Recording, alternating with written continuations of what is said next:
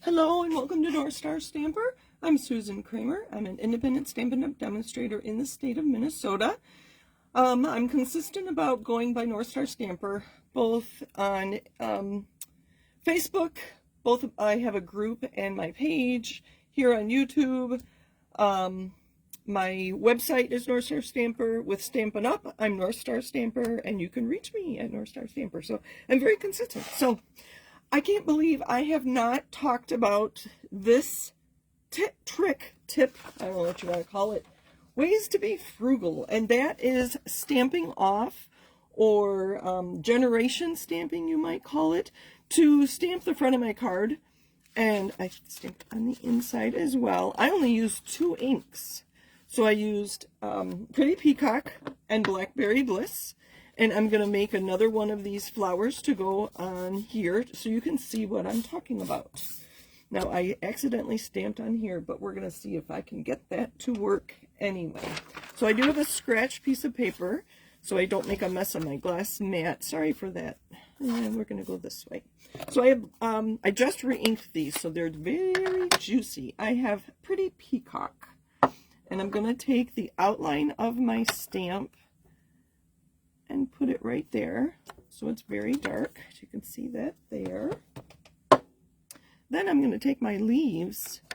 If I stamped it full strength like that, it would cover up all those veins. So I'm going to stamp off on scratch paper, and then I'm going to line this up and stamp so it looks like it's a different color, but it's not. It's the same color. I would call that second generation stamping, and I'll just give you a better demonstration here in a minute. So that was Pretty Peacock. Blackberry Bliss is our other color, so I'm going to stamp our flower off at an angle, full strength for the outline. I always like to do the outline first, or whatever's darkest first, so that I can see where my flower goes. And I'm going to stamp off on my scrap paper and then line it up. Live video, I don't always do things perfectly.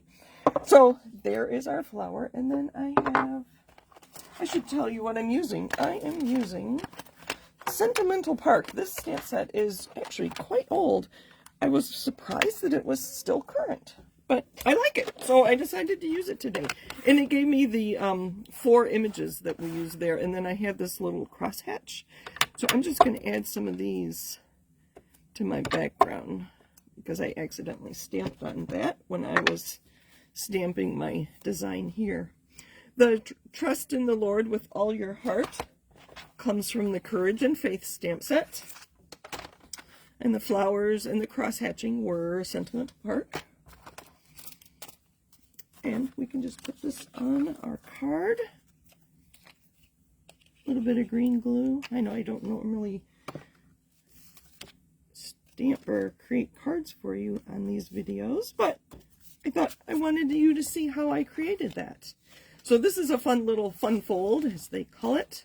Make sure you don't adhere that shut. I'll give you the dimensions real quick. Whoa, let's get that out of the way. Our card base is 4 1/4 by 11, scored at 5 1/2. So that's our fold. This piece of Designer Series paper, which coordinates with this one on the front. The one on the front is 4 by 5 1/4. This one is 5 1/4 by 8, and then you score it 2 inches from either side, so that's 2 and 6. And then you can see both sides of your pattern paper when you open this up. So let's do a little more demonstrating. I'll get this out of the way. When I first started stamping, I would always host a workshop in January or February. Back then it was also March during Celebration, because I like to get free stuff. Do you like free stuff? Celebration's going on right now. Let me get a bigger piece of paper. I think okay, and the heart I'm using for this demonstration is from the Humble Home. I wanted a really large heart. So my workshops were always in February, and Kristen, my then demonstrator, now my upline, would always use this technique to make Valentine's cards. So this is real red, and I'm inking it up really well. So make sure I can see clearly there. I can go sideways here. All right. So if you stamp once, that's a full strength real red. Stamp again. It's a little lighter. Stamp a third time. It's starting to look like pink. So you could use just one ink. And we're getting a little off there. Make sure that's, I'm going to switch my, I had my flowers on the block I wanted for my heart. So look at that. We got 1, 2, 3, 4, 5 from that one ink pad. That was real red. So if you have these nice bold images, you can get lots of different colors. How about Berry Burst? Ink it up well. This one might need to be re-inked. Let's see how many we can get out of Berry Burst. 1, 2, 3, probably only 4. Using your blending brush and the same ink, you could probably get that gradation of colors on your background. So let me do one more.